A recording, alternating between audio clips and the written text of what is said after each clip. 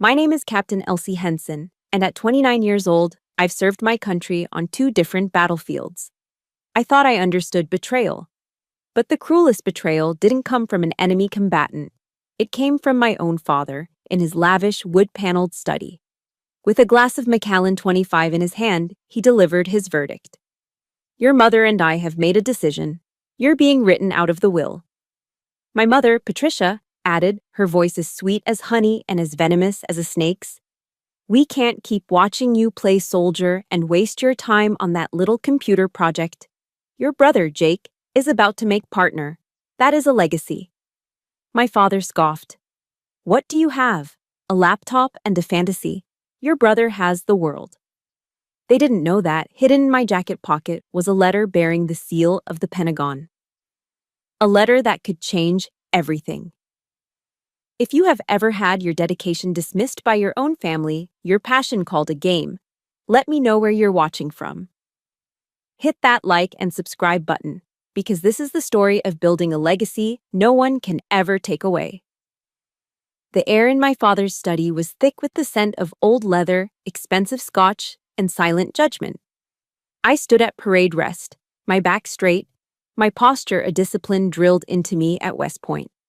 It was a position of respect, but in this room, it felt like the stance of a defendant awaiting sentencing. My father, Harold Henson, didn't look at me. His attention was fixed on the amber liquid he swirled in a heavy crystal glass. My mother, Patricia, sat in a wingback chair, examining her flawless manicure as if it were the most pressing matter in the world. They hadn't summoned me here for a conversation. They'd summoned me for a verdict. We've been talking, Elsie, my father began, his voice the low, confident rumble of a man who had never been told no. The ice clinked in his glass. About your future, or the lack thereof. I held my ground. My future is quite clear, Dad. Aegis Logistics is gaining traction. The system's predictive analytics could revolutionize military supply chains. It could save lives. Enough. The word cut through the air like a whip crack. He finally looked up, his eyes cold and dismissive. The Pentagon gets 100 bright ideas like yours every day. They need steel, engines, real things. He gestured with his glass toward the corner of the room. On a polished mahogany stand sat a scale model of an F-35 fighter jet, a perfect replica of the aircraft his company, Reynolds Defense Dynamics, manufactured. He ran his free hand over its miniature wing with a tenderness he never showed me. This is reality. This is power. You, Elsie, are a footnote. The words were meant to wound, and they did. A dull ache spread through my chest. All my years of service, the deployments, the bronze star that sat in a case in my small apartment near Fort Belvoir, all of it reduced to a footnote. My mother set her teacup down on its saucer with a delicate clink. The sound was surgically precise, designed to draw my attention. Elsie, darling, she said, her voice a soft, silken weapon. I only want what's best for you. Look at Jake. He's about to close on a house in Great Falls. And you? Still in that cramped rental. What am I supposed to say when people at the country club ask about you? I truly don't know. Am I supposed to tell them my daughter is busy saving the world with a computer program? Each word was a meticulously sharpened needle, dipped in the poison of feigned concern. She wasn't worried about me. She was worried about her own reflection in the eyes of her wealthy friends. My life, my service, my ambition. It was an inconvenience, a social embarrassment she had to manage. Just then, the heavy oak door swung open. My brother Jake walked in, dressed in a Tom Ford suit that probably cost more than my car. He was the golden child, the heir apparent, the one for whom the path had always been cleared and paved. He didn't look at me, didn't acknowledge my presence beyond a cursory glance before nodding to our parents. My father took a slow sip of his Macallan. Jake, glad you could join us. I was just informing your sister of our decision regarding the estate. Jake's expression didn't change. He simply straightened his tie. I watched him, waiting for a flicker of protest, a sign of solidarity, anything. There was nothing. When my father confirmed I was being removed from the will, that everything would go to him, Jake just shrugged. a slight, almost imperceptible movement of his expensive suit. "It's your decision," he said, his voice neutral, detached. That was it. That was the moment the ground beneath me truly gave way.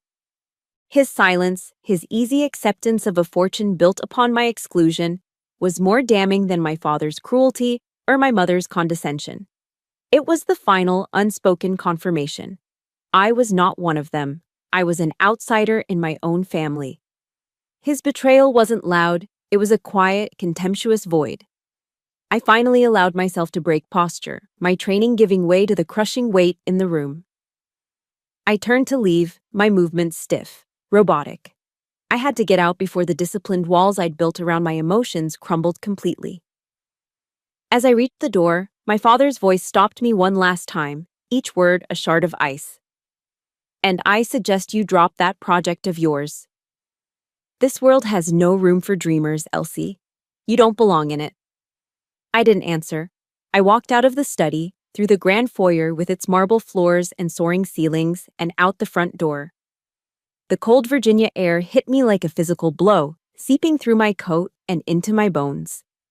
It felt like it was trying to freeze the simmering rage inside me. I stood on the manicured stone pathway of the McLean estate, the place I once called home, and looked down at my own hands. The same hands that had assembled signal relays under fire in Afghanistan, their movements steady and sure while chaos erupted around me, were now trembling. Not from fear or from cold, but from the invisible wounds inflicted by my own blood. They had made their legacy clear. Now it was time for me to build mine. Sitting in the driver's seat of my Ford F-150, parked on a quiet street in Arlington, the engine's hum was the only sound breaking the silence. My trembling hands from an hour ago had stilled, but an older, deeper tremor was now working its way up from my soul. My father's words hadn't created a new wound. They had only torn open a scar that had been forming my entire life. The map of my family's favoritism wasn't drawn today. It was etched in stone decades ago. My mind drifted back, unbidden, to two graduation ceremonies, starkly different in every way but name. The first was Jake's, from Harvard Law. It wasn't just a graduation, it was a coronation. My parents had chartered a private jet to Boston. The celebration was a lavish affair at the Four Seasons, with champagne flowing and a string quartet playing softly in the background. I remember my father standing to give a toast, his voice booming with pride as he spoke of the Henson dynasty, and how Jake was destined to carry it forward. He was an investment, a legacy in the making. Then there was my graduation from the United States Military Academy at West Point, an achievement born from 4 years of relentless discipline, sacrifice, and grit.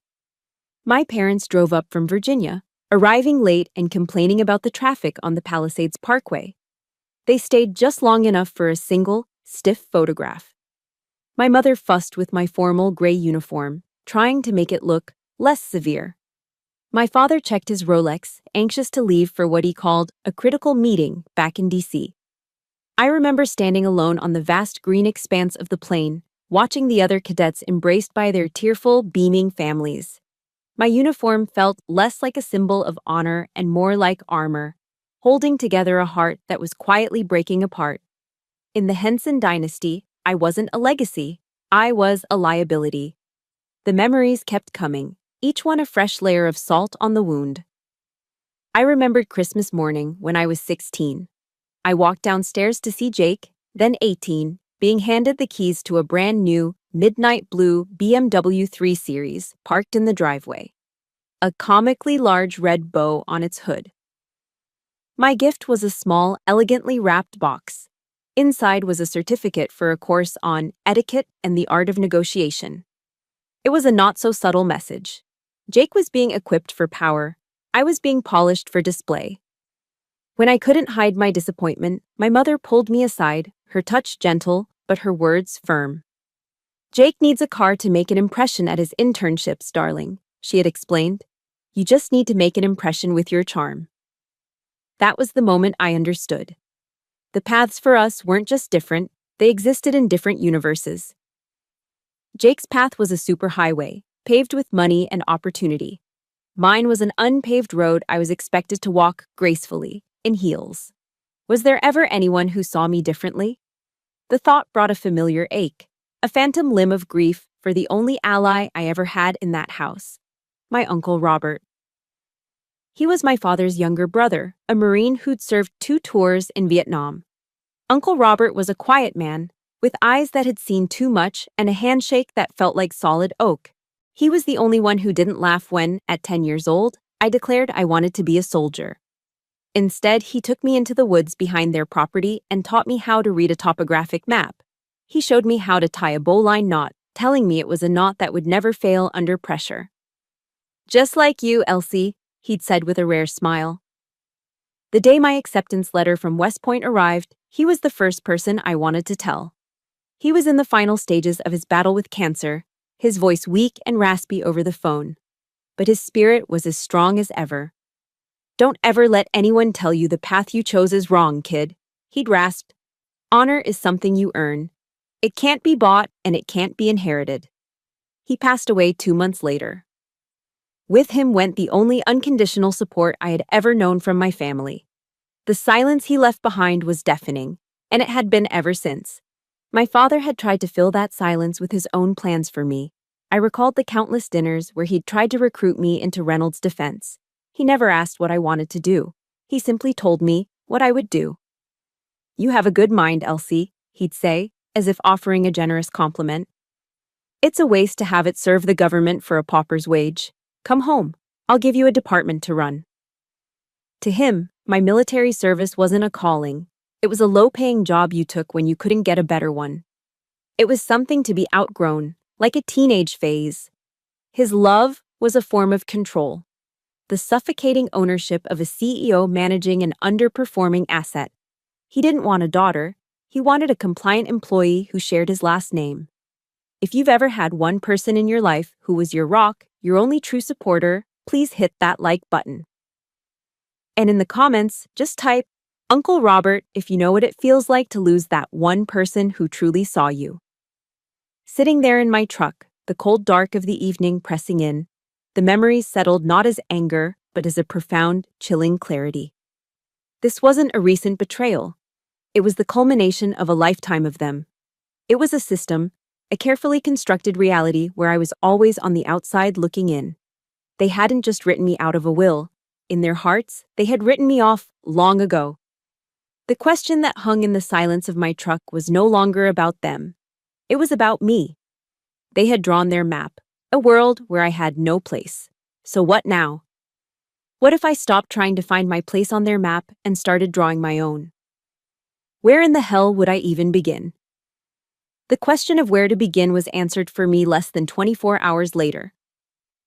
I was back in my F-150, parked outside a coffee shop, trying to work up the energy to face the day when my phone buzzed.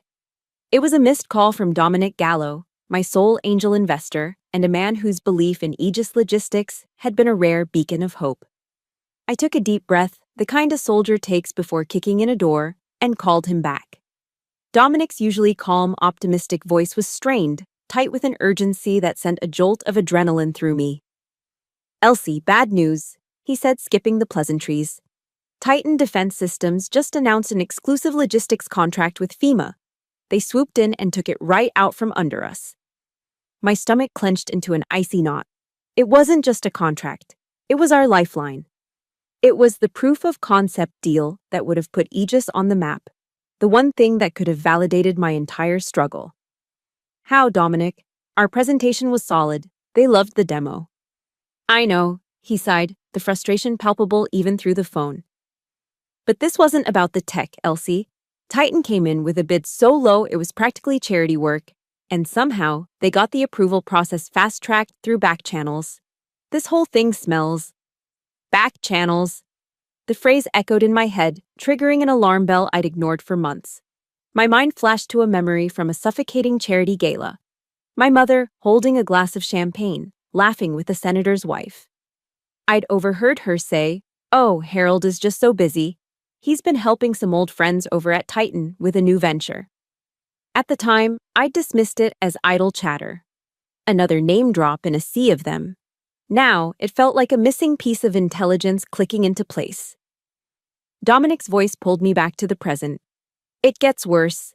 The feedback we got. It's like they knew our playbook, Elsie. They had a counter-argument prepared for every single strength of Aegis. It was almost as if they'd read our proposal before we even submitted it. A cold dread washed over me. This wasn't a business loss. This was a coordinated attack. The vague sense of betrayal I felt from my family was now taking the shape of a meticulously planned military operation. My father wasn't just a bystander. He was a combatant on the other side, but suspicion wasn't proof. As a signals intelligence officer, I knew that better than anyone. I needed confirmation. I have to go, Dominic. I'll call you back, I said, my voice steady despite the chaos erupting inside me. I hung up before he could respond. My mind was already in mission mode, sifting through assets, identifying targets. I scrolled through my contacts, my thumb hovering over one name, Major Ken Davis, a classmate from West Point, a good man. And most importantly, a man who now worked in procurement at FEMA. He answered on the third ring. Henson, long time no see. What's up? Ken, it's Elsie. I need a favor. Off the record. There was a pause. The shift in my tone was all he needed. Go ahead. The Titan contract, I said, getting straight to the point. It came out of nowhere. I need to know what happened. He hesitated, and in that hesitation, I had my answer. He let out a long, slow breath. Look, Elsie, this is not official. You did not hear this from me, he said, his voice dropping to a near whisper. The decision came from way upstairs. There was a sudden, unscheduled meeting between our director and a heavy-hitter lobbyist from K Street. The guy who arranged the whole damn thing. Elsie, it was your father, Harold Henson. The world tilted on its axis. My breath caught in my throat. He didn't just endorse Titan, Ken continued, his voice laced with discomfort. He actively torpedoed you, told them your system was untested and too risky for national security operations. He used his name, his reputation, to paint you as a liability. I leaned my head against the cold glass of the truck window. A gut punch. That's what it was. A direct, calculated blow from the one person who should have been in my corner. He hadn't just refused to help me, he had actively, deliberately, and successfully destroyed my single best opportunity. The pain I'd felt in his study morphed into something else entirely. It became a cold, hard rage, a fury so pure and so focused that it burned away all the hurt, leaving only crystalline certainty in its wake. There were no tears. Tears were a luxury, a release I couldn't afford. In the military, when you're ambushed, you don't grieve, you react. You assess the damage, you find cover, and you return fire. I started the engine of my F-150, the rumble of familiar comfort. I didn't drive home. I drove toward the one place that felt like my own territory, my small rented workspace in a converted warehouse in Arlington. The place smelled of stale coffee and ozone from the servers, a stark contrast to the leather and scotch of my father's study. This was my command post. Under the flickering fluorescent lights, I opened my laptop. The screen cast a pale blue glow on my face. My fingers moved across the keyboard with a renewed sense of purpose. I created a new, encrypted folder on my desktop. I stared at the blank naming field for a moment, the words of the West Point motto echoing in my mind. Duty, honor, country. My father had weaponized his legacy against me. Now, I would build my own. I typed the folder name, Operation Counter-Strike. The war had officially begun.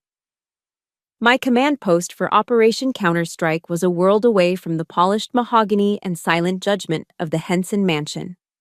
The headquarters of Aegis Logistics was a converted loft in an old Arlington warehouse, a space with exposed brick walls, a chaotic web of orange Ethernet cables snaking across the ceiling, and the persistent, comforting smell of burnt coffee. It wasn't glamorous. It was real. It was home. And it was populated by my squad, my real family. There were 3 of them, the ones who had bet their futures on my little computer project. First, there was Leo, a former Air Force cyber warfare tech, Leo was a coding genius who existed in a uniform of faded band t-shirts. Today it was the Ramones. And a state of perpetual caffeine-fueled intensity. He could make a server do things that defied the laws of physics. Next was Maria, a single mom and our user interface guru. She possessed the rare magic of being able to take my complex, data-heavy algorithms and transform them into something clean, intuitive, and beautiful. She was the calm, steady heart of our operation. And finally, there was Sam, our network engineer. At 23, he was the youngest, a prodigy who looked at complex network architecture the way most people look at a crossword puzzle. To him, I wasn't just his boss. I was the cool older sister he never had. They were already there when I arrived, the glow of their monitors reflecting in their focused eyes. They knew something was wrong. They could read it in the way I carried myself, the same way a unit can sense tension in their commander before a single word is spoken. I called them over to the worn-out couch in the corner. I delivered the news with the same dispassionate tone I'd use in a mission briefing. I told them we'd lost the FEMA contract. I told them Titan Defense had undercut and outmaneuvered us. And then, I told them the hardest part. I told them my father was the one who had orchestrated it. I laid the betrayal bare, not for their pity, but for their clarity. I understand if this changes things, I finished, my voice even.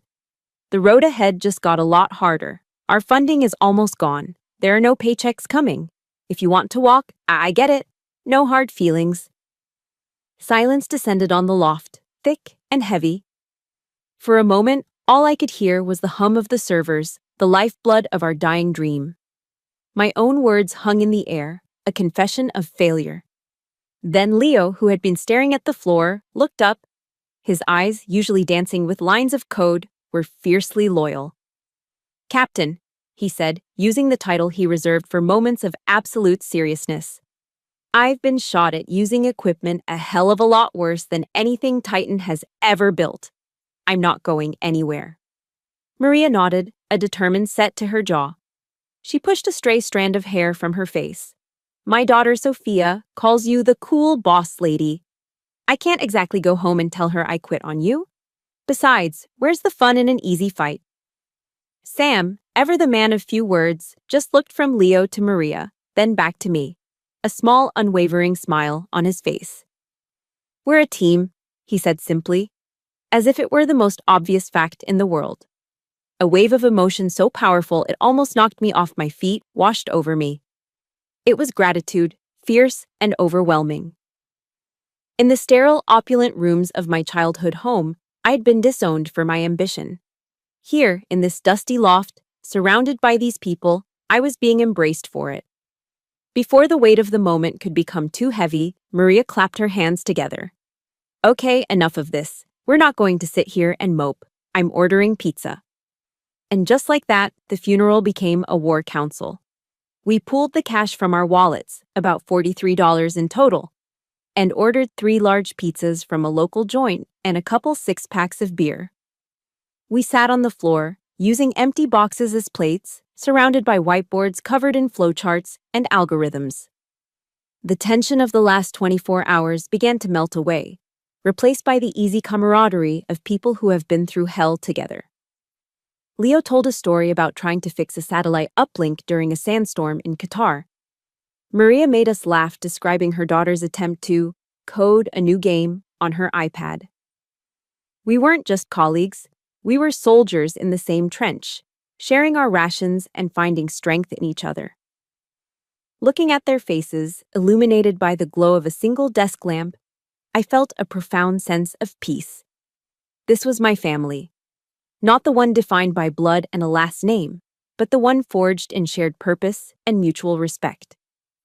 And in that circle of trust and greasy pizza boxes, a new strategy began to form. "We were aiming too high," I said, thinking aloud.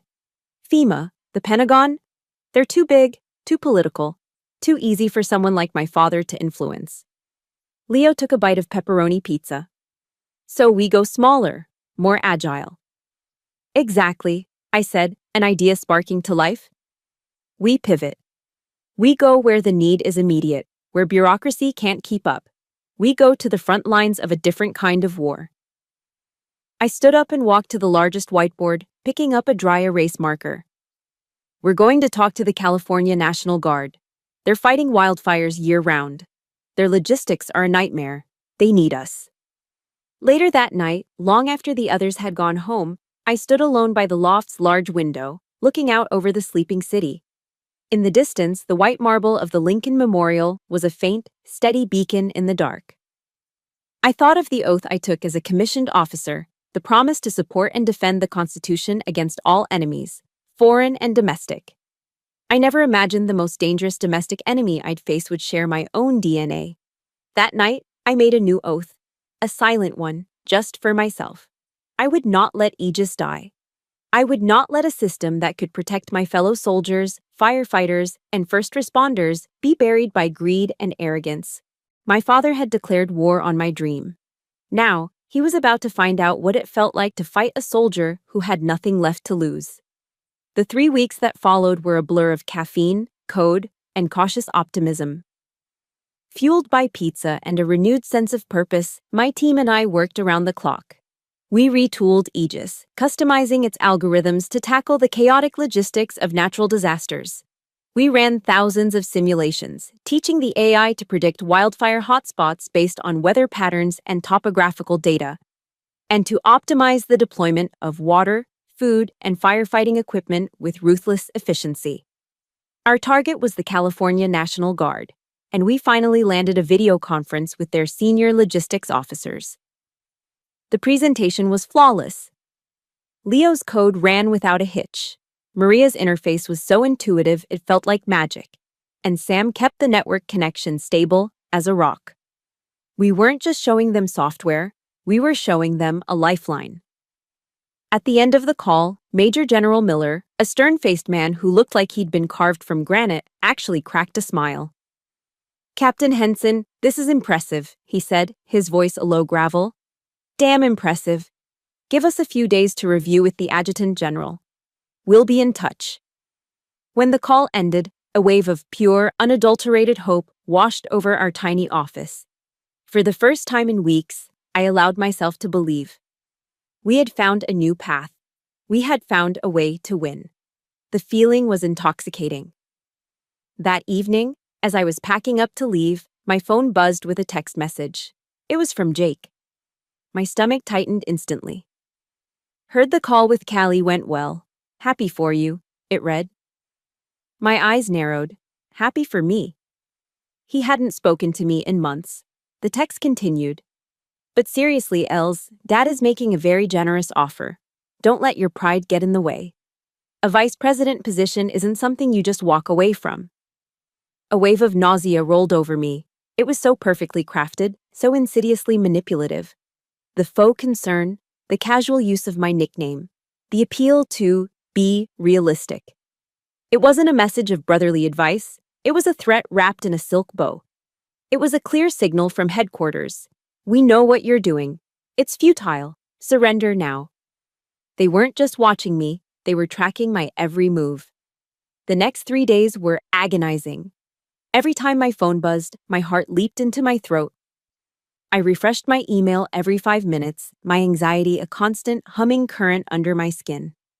The hope that had felt so bright and strong was now flickering, threatened by the encroaching shadows of my family. The email arrived on a gray Thursday afternoon. The subject line was neutral. "Regarding your Aegis logistics proposal." My hands were slick with sweat as I opened it. The language was polite, corporate, and utterly devastating. "We were very impressed with your presentation. However, at this time, we have decided to pursue a different direction." It went on, but the words blurred into meaningless shapes. A different direction. There was no explanation, no feedback, just a door slammed shut in my face. The silence in the loft was absolute. The hopeful energy of the past few weeks evaporated, leaving a cold, heavy vacuum in its place. I sat there, staring at the screen, for what felt like an hour. The rational part of my brain, the intelligence officer, knew. This wasn't a coincidence. This was another coordinated attack. And this time, I didn't have to wait for confirmation. It came that same afternoon, splashed across the homepage of every major defense industry news site. The press release was bombastic, full of triumphant corporate jargon. Titan Defense Systems, in a strategic partnership with Reynolds Defense Dynamics, launches nationwide emergency response logistics initiative. My blood ran cold as I read the next line. The California National Guard has been named as the program's first pilot partner. I felt the air leave my lungs. He hadn't just beaten me to the finish line. He had bought the entire racetrack, rewritten the rules, and then burned the stadium to the ground just to make sure I couldn't compete. My father wasn't just trying to make me fail. He was trying to erase me. He was laying siege to my life, cutting off every possible escape route, ensuring that the only path left was the one that led back to him, defeated and broken. I sat in the dark, my mind a numb wasteland, when my phone rang. The caller ID flashed, Mother. I almost let it go to voicemail, but some grim, masochistic impulse made me answer. Her voice was sickly sweet, a sound that always set my teeth on edge. Elsie, darling, I was just thinking of you, she cooed. Your father and I would love for you to come to dinner tomorrow night.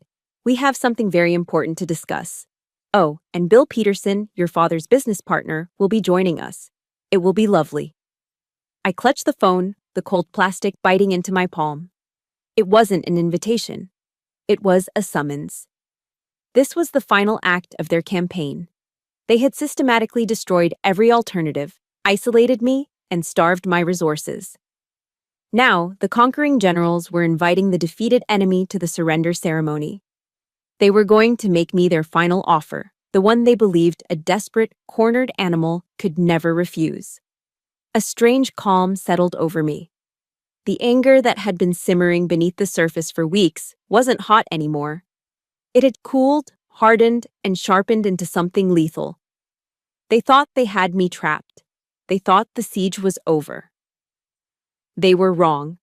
The siege wasn't over. It had just given me a clear view of the battlefield, and I was about to go on the offensive. Of course, Mother, I said, my voice unnaturally calm. I'll be there.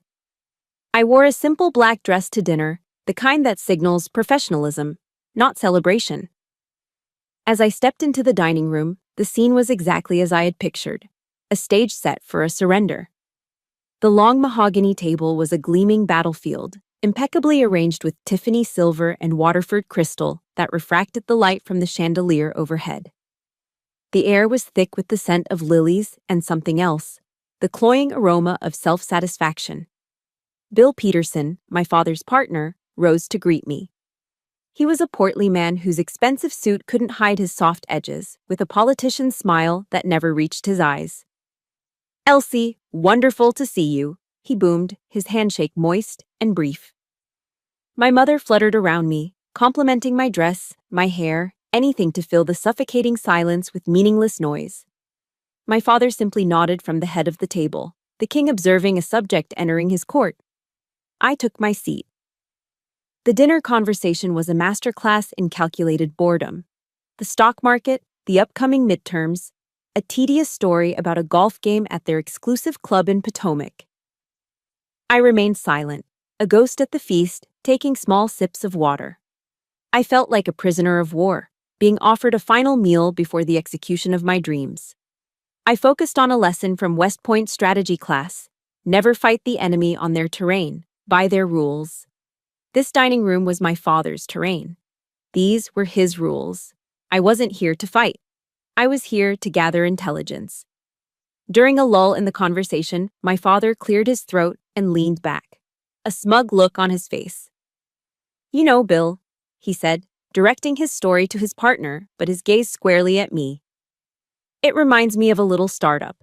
A couple of kids with a bright idea who thought they could compete with us on the Osprey contract a few years back. Very passionate, very naive. He chuckled. We acquired their core patent for pennies on the dollar, and they were out of business in 6 months. Peterson laughed, a wheezing, sycophantic sound. My mother smiled politely. The joke, a thinly veiled parable of my own situation, landed and lay dead on the table.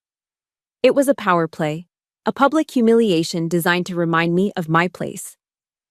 Then, As the main course, a perfectly cooked beef Wellington was served. My father began the main act. He placed his knife and fork down, assuming the air of a benevolent monarch about to bestow a great honor. "Elsie," he began, his voice dripping with condescension, "I've been watching you. You have persistence, I'll grant you that. But this is a harsh market."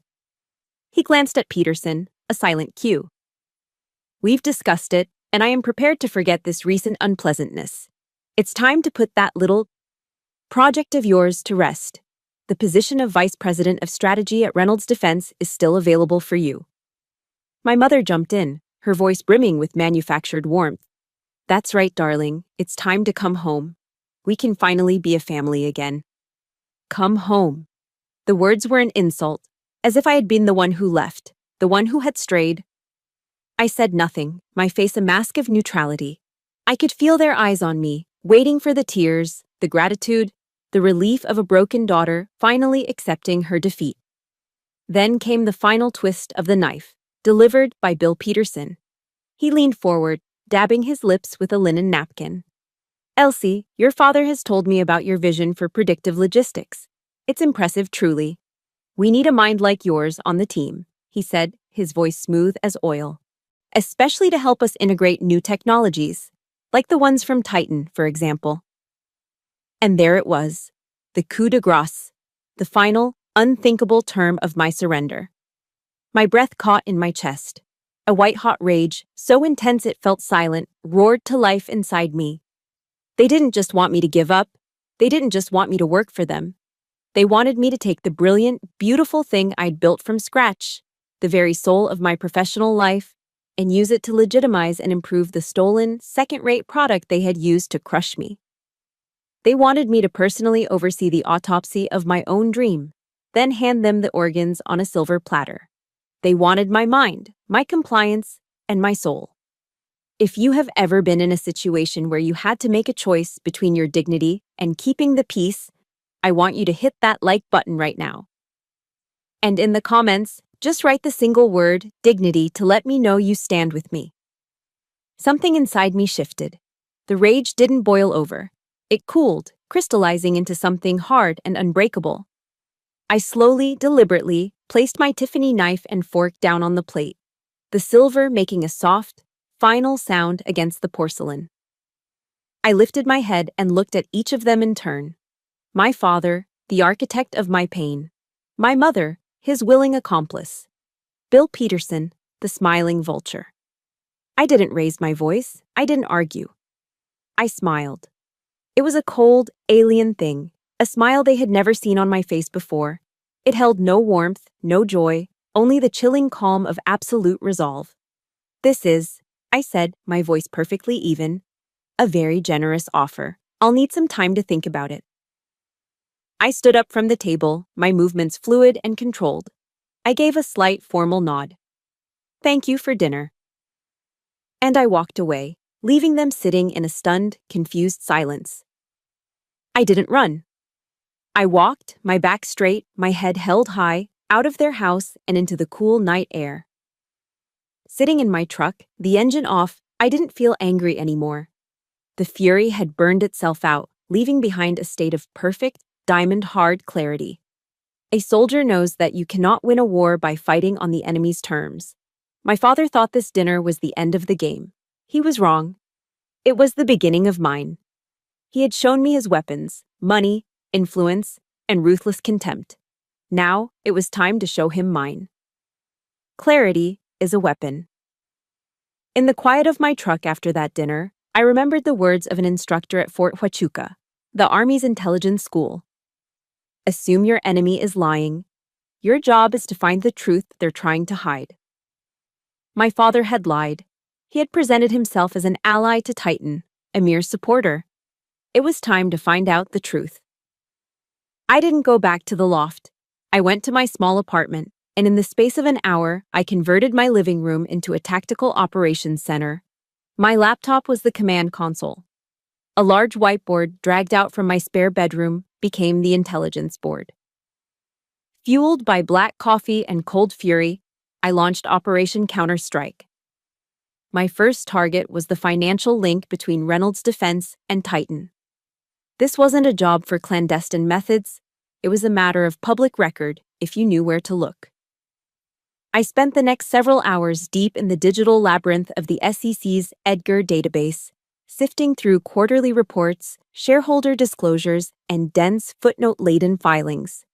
My training in open source intelligence, OSINT, kicked in. I wasn't just reading, I was hunting for anomalies, for patterns hidden in plain sight. And then I found it.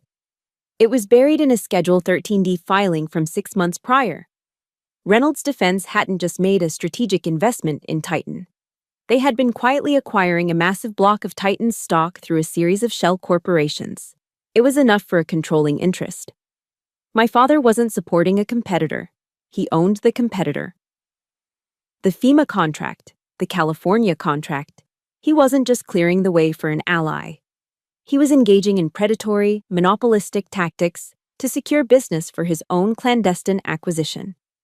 This was bigger and dirtier than I could have imagined, but it still didn't fully explain his level of risk. Why push so hard, so fast? A hostile takeover was one thing, but torpedoing his own daughter's viable project for a system he'd just acquired seemed reckless. There had to be more. The enemy was lying, but what was the deeper truth? The next phase required me to go dark. I powered up an encrypted laptop and reached out to a few old contacts from my days in the Signal Corps community. Ghosts in the machine who owed me favors. I didn't tell them the whole story. I just told them I needed to see the raw performance data from Titan's new logistics platform. No questions asked. A few hours later, a secure link appeared in my inbox. It led to an unsecured server in Eastern Europe, a digital back alley where leaked corporate and government data was sometimes dumped. And there it was. Gigabytes of raw, unredacted testing reports from Titan's system. As I began to parse the data, a knot of unease formed in my stomach. The public-facing marketing materials from Titan boasted of 99.9% uptime and next-generation predictive accuracy. The raw data told a very different story. The system was plagued with critical failures. It crashed constantly under heavy load. Its predictive models were wildly inaccurate, frequently misidentifying supply needs and delivery routes. And worse, I found a glaring security vulnerability in its core architecture, a backdoor so wide open a novice hacker could drive a truck through it. I worked for 48 hours straight, stopping only to make more coffee. My whiteboard was now covered in a spider web of diagrams and calculations. The picture that emerged was horrifying. The Titan system wasn't just flawed. It wasn't just a piece of bad software. It was dangerous. I ran one of their own leaked simulation scenarios, one designed to test the system's response to a convoy operation in a hostile, mountainous region. In the simulation, a convoy of medical supplies was needed at a forward operating base. Aegis, in my own tests, would have routed the convoy along a longer but more secure highway. The Titan system, using its flawed algorithm, identified a shortcut through a narrow canyon. A canyon that, in the parameters of the wargame, was a designated ambush zone. I stared at the screen, a cold sweat breaking out on my skin. The simulation showed the convoy being rerouted directly into the kill box. Red icons, representing casualties, flashed across the screen until the entire convoy was wiped out. On a real battlefield, that shortcut would have been a death sentence for dozens of soldiers. The truth hit me with the force of a physical impact. This was the deeper lie. This was why my father was so desperate. He had spent hundreds of millions acquiring a company, only to discover their flagship product was a catastrophic failure. He wasn't just trying to win a contract. He was trying to dump a lethally defective product onto the US government before anyone discovered the truth. His pride, his reputation, and his money were on the line. And to protect them, he was willing to risk the lives of American soldiers. The fury I felt before was nothing compared to this. This was a betrayal on a scale I couldn't comprehend. It was no longer about family. It was no longer about my career. This was about duty. My duty as an officer to protect the men and women I served alongside. My hands shook as I started to map out a plan. I had the evidence. I had the truth. But how could I get it to the right people without it being buried by my father's influence? As if on cue, An email notification chimed on my laptop. The sound was so out of place in my silent, intense war room that it made me jump. I glanced at the screen, expecting it to be spam. The sender's name stopped my heart. From Office of General James Ironclad Miller, Joint Chiefs of Staff. Subject: Discussion regarding Aegis Logistics System. My fingers trembled as I clicked it open. The message was brief, formal, and earth-shattering. Captain Henson, your presentation to the California National Guard was brought to my attention through unofficial channels. Your work is of significant interest. Be at the Pentagon for a formal presentation to a Joint Logistics Committee next Tuesday at 900 hours. Details to follow. I read it once, then twice. It wasn't just a door that had opened, it was a damn superhighway. My father had unwittingly pushed my work in front of the one person he couldn't control. I had the weapon. And the universe had just handed me the perfect battlefield. The week leading up to the presentation was the most intense of my life. My team and I practically lived at the loft, refining every data point, stress testing every line of code, and preparing for every conceivable question. We were David, sharpening our slingshot for a battle against Goliath. On the morning of the presentation, I put on my Army service uniform. As I polished the brass on my belt and adjusted the ribbons on my chest, I felt a calm settle over me. This wasn't just a uniform, it was my armor. It represented a different kind of legacy, one built on merit, not inheritance. Walking down the long, sterile corridors of the Pentagon, I passed a portrait of General George C. Marshall. I remembered a quote of his I'd read at West Point. The only way to get a thing done is to love it. And I loved Aegis. I loved what it could do, who it could protect. That love was my strength. A Marine escort led me to a secure conference room deep within the building.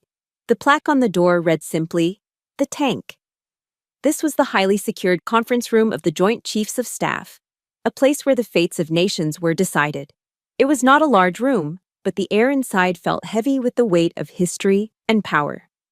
Seated around the polished table were a dozen of the sharpest minds in the U.S. military. Lieutenant generals, vice admirals, and senior civilian experts in logistics and cybersecurity. At the head of the table sat General James Ironclad Miller himself. His 4-star rank was outshone only by the intensity of his gaze. There would be no sales pitch here, no corporate fluff. These people dealt in facts, in reality. They wanted the truth. "Captain Henson," General Miller said, his voice a low baritone that commanded attention. "The floor is yours." I nodded, took my position at the podium, and began. I didn't start with a story or an anecdote. I started with hard data. "Generals, esteemed colleagues," I said, my voice clear and steady. "Military logistics is a chain, and a chain is only as strong as its weakest link. For decades, we have been managing that chain reactively. Today, I'm here to show you how to manage it predictively." For the next 20 minutes, I walked them through Aegis. I didn't use flashy graphics or marketing slogans. I showed them side-by-side simulations. On the left, the current logistics model, bogged down by outdated software and human guesswork. On the right, Aegis. With our current system, a convoy in Afghanistan requires an average of 8.2 hours of planning. Aegis reduces that to 1.5 hours, I explained, clicking to the next slide. Current fuel consumption for land-based transport is 30% higher than it needs to be due to inefficient routing. Aegis cuts that waste. Most importantly, I paused, letting the weight of my next statement sink in. Aegis has demonstrated a 95% success rate in predicting and rerouting around potential supply chain disruptions, IEDs, ambushes, mechanical failures, severe weather, before they happen. The questions came fast and hard, like machine gun fire. A 2-star Air Force general grilled me on data encryption standards. A Navy logistics admiral challenged my fuel consumption models. A civilian cybersecurity expert from DARPA tried to poke holes in my algorithm's architecture. I answered each question calmly, precisely, and without hesitation. This was my terrain now. This was a battle I was trained to fight. I could feel the tide in the room turning. The initial skepticism was being replaced by a grudging respect, then genuine interest. Finally, General Miller leaned forward, steepling his fingers. He silenced the room with a single look. "Captain, this is all very impressive. But we've also reviewed the proposal from Titan Defense.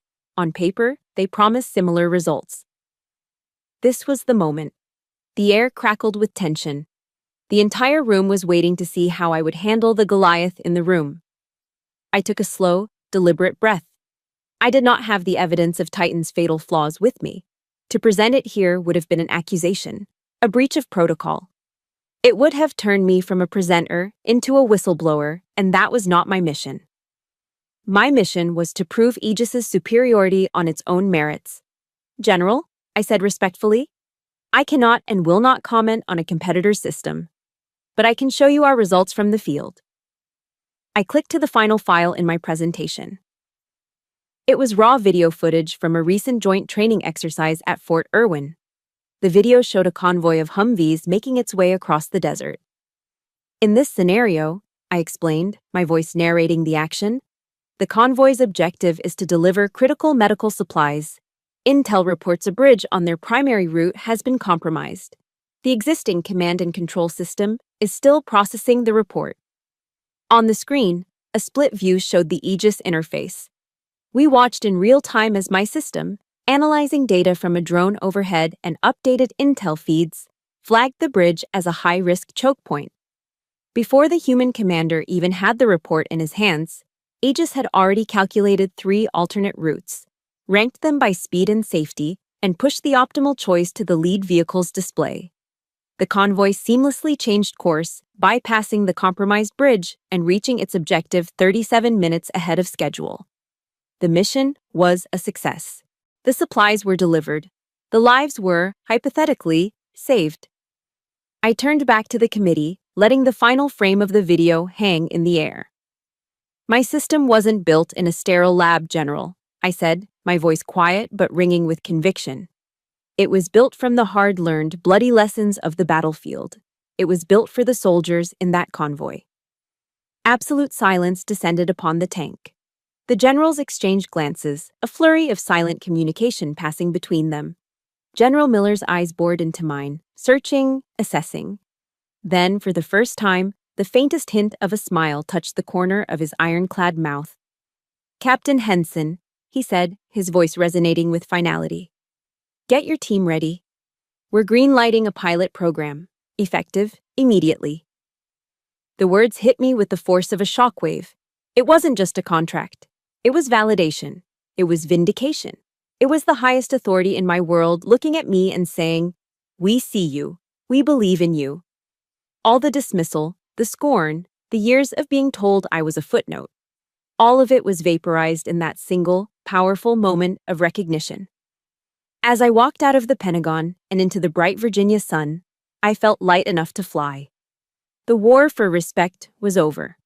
But I knew, with a cold certainty, that the war for survival was about to begin. The feeling of victory was short-lived. I was driving back from the Pentagon, the adrenaline from the presentation still singing in my veins, when a high-priority alert flashed on my phone. It was from our own system, a Level 1 security breach. My heart hammered against my ribs, but panic was a luxury I couldn't afford. This was the counterattack. I knew it was coming. My father, having lost the battle on the legitimate field of play, was now resorting to sabotage. A sophisticated cyber attack was attempting a brute force entry into the core algorithm of Aegis, trying to steal or corrupt the source code. They were trying to destroy my work from the inside out. I didn't panic. I had anticipated this. We had war-gamed this exact scenario. I pulled over, my hands steady on the wheel, and called Leo. "They're in," I said, my voice calm. "I see 'em, Captain," he replied, his voice tight but controlled. "They're good. But we're better." "Activate Protocol Dawn," I ordered. "Copy that. Activating Dawn." Protocol Dawn was our secret weapon, our digital tripwire. With a single command, Leo isolated our core systems, instantly backing up the true Aegis algorithm to a secure, off-site cloud server. Simultaneously, the protocol shunted the attackers into a quarantine sandbox environment, a digital dead end. And it fed them exactly what they were looking for: a decoy. A deliberately flawed, older version of our code riddled with bugs and inefficiencies. My father, in his final, desperate act of theft, was about to steal garbage. The trap was set. The next morning, the world exploded. The first piece of news broke just after the stock market opened. The Department of Defense issued a formal press release announcing a large-scale pilot program with a little-known startup called Aegis Logistics. It praised the system as a quantum leap forward in operational efficiency and soldier safety. My phone started ringing off the hook with calls from reporters and venture capitalists. We were no longer a footnote. We were the front-page story. But that was just the opening salvo. A few hours later, the Washington Post dropped the real bomb.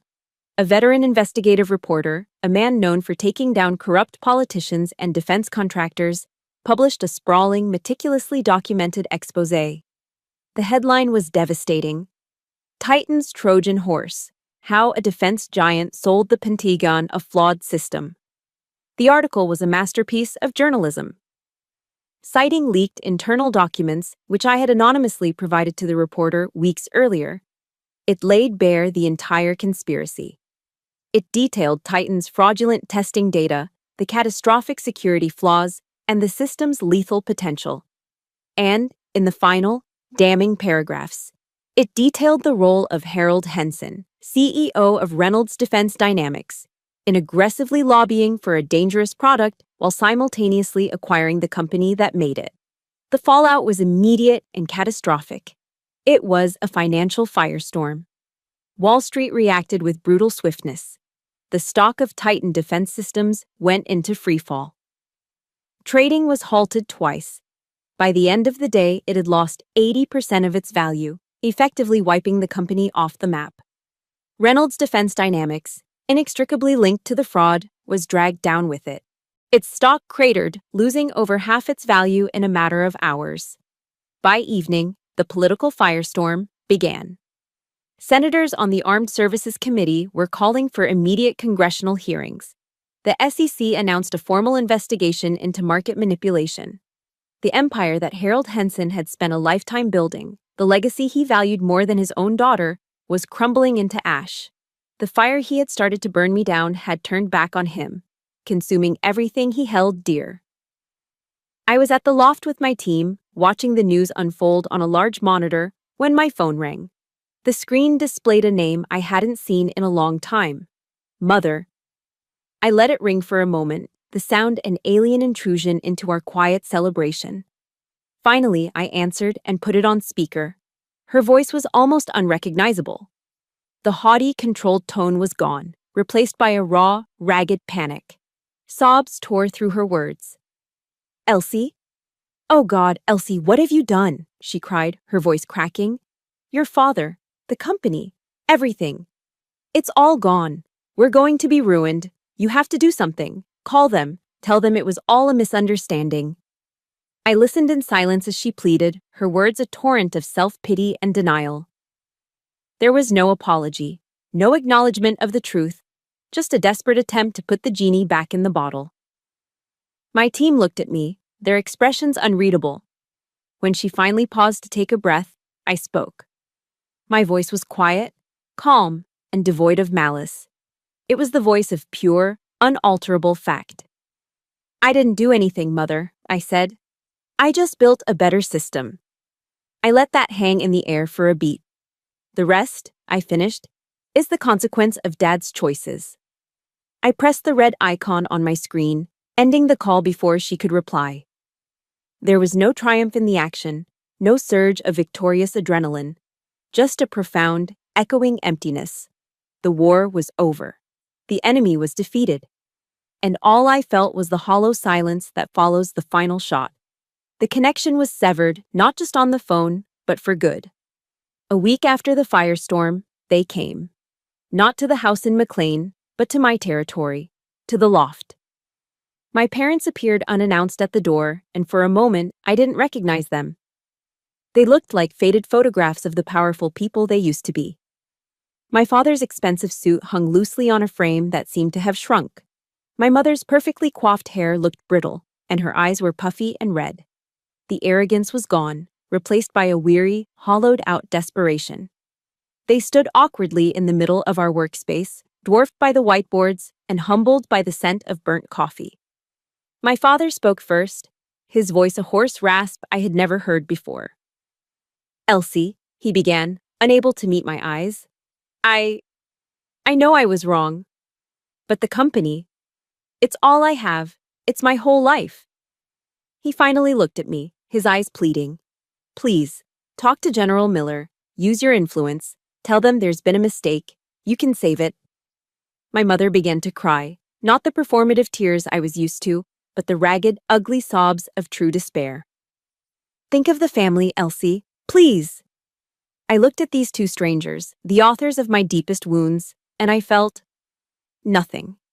Not hatred, not anger, not even the satisfaction of victory, just a quiet, distant pity. They weren't monsters. They were just small, frightened people who had lost their way, blinded by pride and greed. I drew a steadying breath. "I have forgiven you," I said, my voice soft but firm. The words surprised even myself, but I knew they were true. "I forgave you for me, not for you, so I could be free of the weight." I paused, letting them absorb that before I drew the final, necessary boundary.